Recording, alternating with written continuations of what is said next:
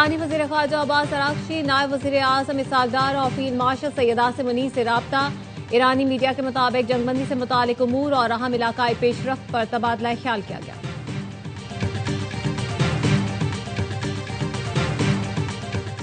जौहरी मवाद मुज़ाकरात का बुनियादी मौजू नहीं। अमरीका 20 साल से दुनिया को ईरान के नाम नेहाद एटम बम से डरा रहा है। ईरानी वजारत खारजा के तर्जुमान इस्माइल बकाई का कहना है, जंग तभी कबूल करेंगे जब ये कौमी तकाज़ों के मुताबिक हो, पाबंदियां खत्म की जाएं और मुआवजा अदा किया जाए।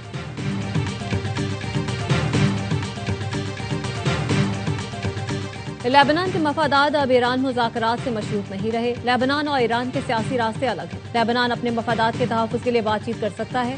इसराइल से मुज़ाकरात में कोई शर्म की बात नहीं। लेबनानी वज़ीर ख़ारजा यूसुफ रगी कहते हैं, मुज़ाकरात को हथियार डालने के तौर पर पेश करना गलत है। मकसद जंग का खात्मा और इलाकों की वापसी होना चाहिए। इसराइल का जनूबी लेबनान पर फिर हमला। खेरबत सलीम और तोलेन पर इमारतों को निशाना बनाया गया। इसराइली फौज की जानिब से इमारतें हिज़्बुल्लाह के ज़ेर इस्तेमाल होने का दावा किया गया है।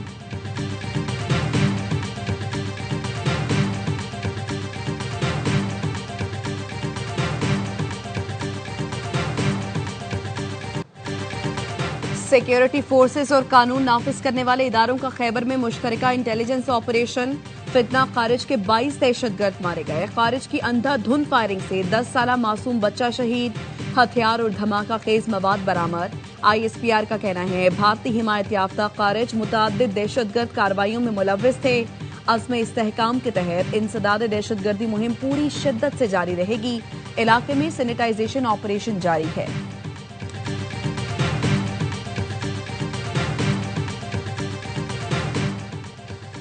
सदर आसिफ अली जरदारी, वज़ीर आज़म शहबाज शरीफ और वज़ीर दाखिला मोहसिन नकवी का सिक्योरिटी फोर्सेस को खिराज तहसीन। 10 साला बच्चे की शहादत पर गहरे दुख और अफसोस का इज़हार।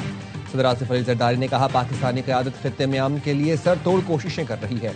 दहशतगर्द हमारी कोशिश को कमज़ोर करना चाहते हैं। हम दहशतगर्दी को शिकस्त देंगे। खित्ते और दुनिया में अमन के लिए कायदाना किरदार भी अदा करते रहेंगे। वज़ीर आज़म शहबाज शरीफ ने कहा, बुज़दिल दहशतगर्दों का अपने बचाव के लिए बच्चे को टारगेट करना इंसानियत के खिलाफ नाकाबिल तलाफी जुर्म है। दहशतगर्दी की अफरेत के मुल्क से मुकम्मल खात्मे तक जंग जारी रखेंगे। मोहसिन नकवी ने कहा, कौम की हिमायत से दहशतगर्दों का मुकम्मल सफाया किया जाएगा।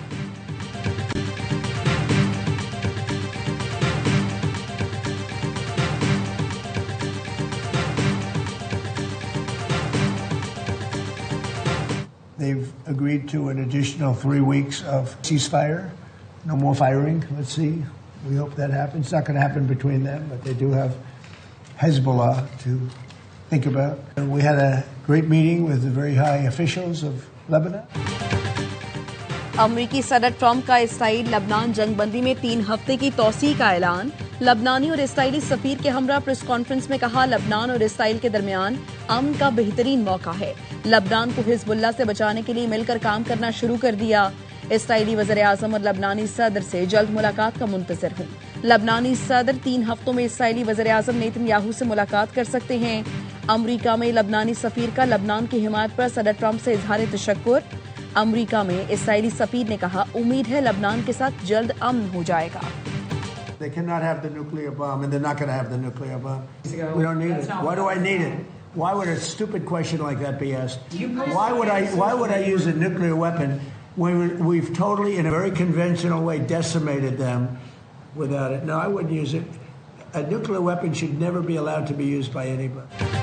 सदर ट्रंप ने ईरान पर एटमी हमले का सवाल बेहुदा करार दे दिया। कहा, कभी ऐसा नहीं करूंगा, किसी को भी एटमी हथियार इस्तेमाल नहीं करना चाहिए। अमेरिकी सदर ट्रंप की प्रेस कॉन्फ्रेंस, कहा, ईरान के साथ डील की मुझे कोई जल्दी नहीं, अच्छी डील चाहता हूं। मैं वक्त ले रहा हूं ताकि दुनिया और अमेरिका के लिए अच्छी डील हो जाए। महंगाई से ज्यादा ये बदतर है कि ईरान मशरिक़ वस्ता यूरोप पर हमले करे। ईरान डील चाहता है, लेकिन उनको खुद नहीं पता वहां कौन क़यादत कर रहा है। नई ईरानी क़यादत मुल्क पर कंट्रोल करने के लिए आपस में लड़ रही है। कहा, बहरी नाकाबंदी की वजह से ईरानी मईशत मुश्किलात में है। बहरी नाकाबंदी की वजह से ईरान तेल फरोख्त नहीं कर पा रहा। ईरान के पास तेल जखीरा करने के लिए कोई जगह नहीं बची।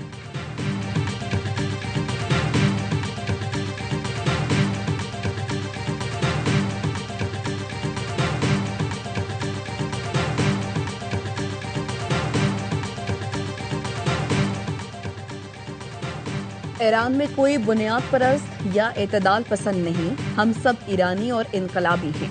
ईरानी सदर मसूद पेज़ेश्कियान का ट्रंप को जवाब, कहा कौम और हुकूमत के आहनी इत्तेहाद से जारे मुजरिम को उसके किए पर पशेमान बनाएंगे। स्पीकर बाकर कालिबाफ ने एक्स पर लिखा, हमारा एक खुदा, एक रहबर, एक मिल्लत और एक रास्ता है। ईरान की कामयाबी जान से भी ज्यादा अजीज है। वजीर खारिजा अब्बास इरागची ने कहा, ईरानी इदारे इत्तेहाद, मकसद, नज़्म व ज़ब्त के साथ काम कर रहे हैं। मैदान जंग और सिफारतकारी एक ही जंग में मुकम्मल तौर पर मरबूत महाज हैं। ईरानी पहले से कहीं ज्यादा मुत्तहिद है। ईरानी supreme leader Sayyid Mojtaba Khamenei ने कहा, अवाम के दरमियान गैर मामूली वहदत ने दुश्मन को कमजोर कर दिया।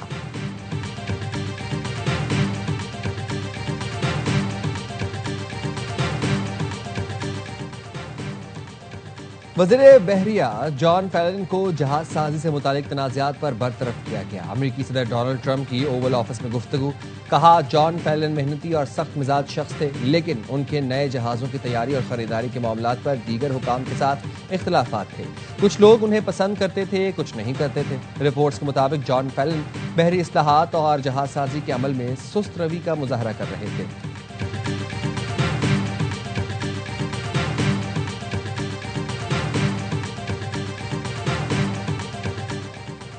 ईरान का दोस्त ममालिक के लिए आपने हुर्मुज को फीस से मुस्तस्ना करार देने का ऐलान। अल जजीरा के मुताबिक मॉस्को में ईरानी सफीर काजिम जलाली ने रूसी खबर एजेंसी को इंटरव्यू में कहा, रूस समेत चंद ममालिक को आपने हुर्मुज में फीस इस्तेस्ना है। मुस्तकबिल में पॉलिसी में तब्दीली का इम्कान बरकरार है।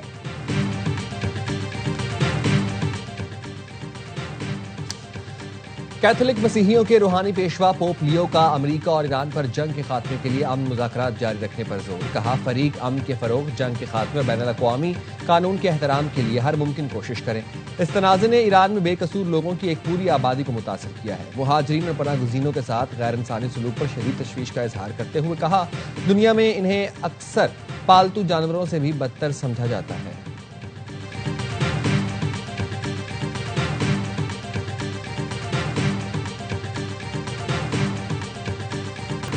अक़वाम मुत्तहिदा के सेक्रेटरी जनरल अंतोनियो गुतेरेस का लबनान में जंगबंदी में तौसी का खैर मकदम। इक़दाम ईरान और अमरीका के दरमियान सिफारतकारी और एतमाद साजी के लिए अहम मौका है। फरीकैन इस पेशरफ्त को आगे बढ़ाएं। कवानीन की पासदारी न की जाए तो दुनिया भर में अफरा तफरी फैलती है। बैनुल-अक़वामी सतह पर कानून की बालादस्ती और ममालिक के दरमियान ताउन को ताकत के इस्तेमाल पर तरजीह देना जरूरी है।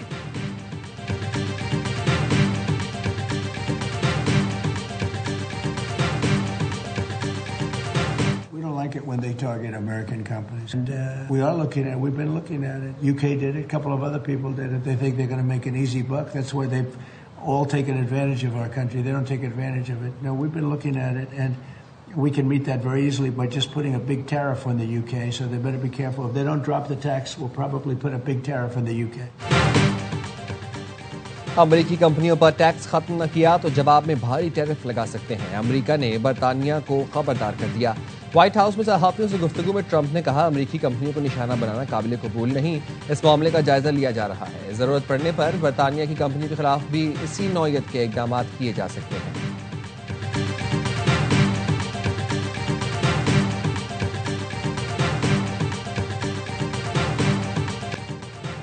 बैनुल-अक़वामी मार्केट में खाम तेल की कीमतों में इजाफा। ब्रेंट खाम तेल की कीमत 0.92% इजाफे से $106.02 फी बैरल हो गई।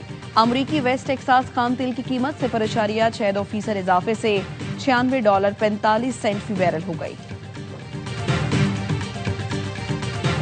पाकिस्तान ने Abu Dhabi fund for development को $1 अरब वापस कर दिए। स्टेट बैंक ने गुज़िश्ता रोज अदायगी मुकम्मल की। पाकिस्तान ने गुज़िश्ता हफ्ते $2.45 अरब वापस किए थे। पाकिस्तान ने UAE के तमाम डिपॉजिट्स की अदायगी मुकम्मल कर दी।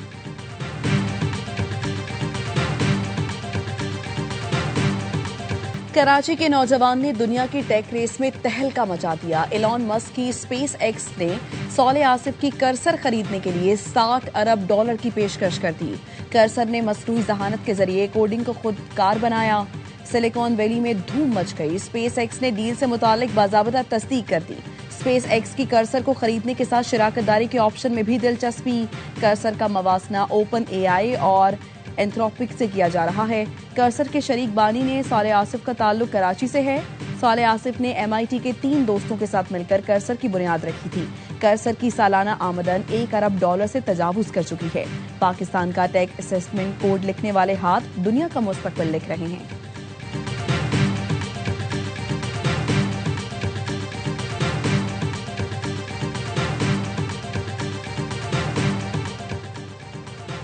कराची एयरपोर्ट के करीब नौजवान से डिजिटल करेंसी लूट ली गई। ऑनलाइन टैक्सी के जरिए नौजवान गुलिस्तान जौहर से एयरपोर्ट के लिए निकला तो 4 मुल्जिमान ने अगवा कर लिया। अपनी गाड़ी में 1 घंटा घुमाते रहे। नौजवान के डिजिटल अकाउंट से $8,600 निकलवा लिए। नौजवान से मोबाइल फोन, लैपटॉप और दीगर सामान भी छीन लिया गया। मुल्जिमान नौजवान को तशद्दुद के बाद कोरंगी में छोड़कर फरार हो गए। मुतासरा शहर ने थाना एयरपोर्ट में मुकदमा दर्ज करा दिया। पुलिस ने तफ्तीश शुरू कर दी।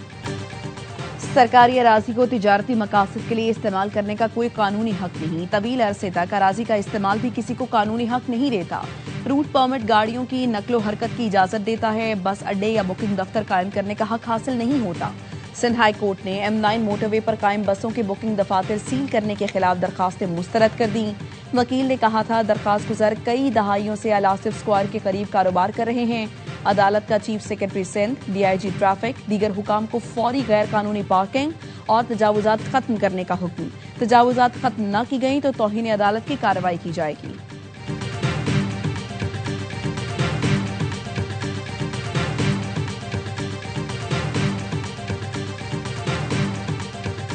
कराची किंग्स के प्लेऑफ मरहले में रसाई की उम्मीदें बरकरार। HPL PSL में कराची किंग्स ने लाहौर कलंदर्स को 5 विकेटों से हरा दिया।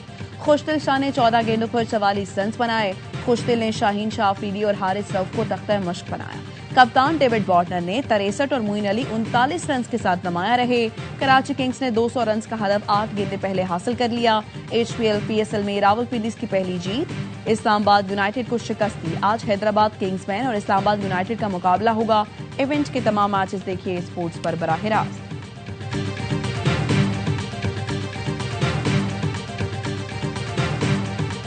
खुश दिल ने आज पूरे पाकिस्तान को, स्पेशली कराची वालों को खुश किया है। खुश दिल ने जो नॉक खेली है, कराची को होप दे दी है कि अब बेहतरीन चांस है, क्योंकि कराची का मैच अब कोयटा से। खुशदिल ने तो टॉप क्लास नॉक खेला। और कराची का मैच कितना बड़ा PSL का होता है। टूर्नामेंट में रहने के लिए, टॉप 4 में रहने के लिए मैच जीतना बड़ा जरूरी था।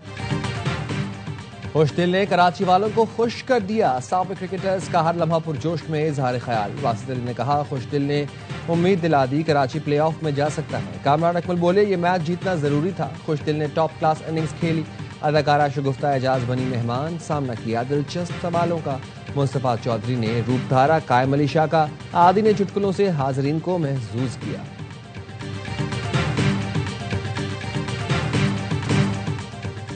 कोड ऑफ कंडक्ट की खिलाफवर्जी पर मोहम्मद आमिर और फहीम अशरफ पर जुर्माना आयद। मैच रेफरी ने दोनों खिलाड़ियों पर मैच फीस का 10% जुर्माना आयद किया।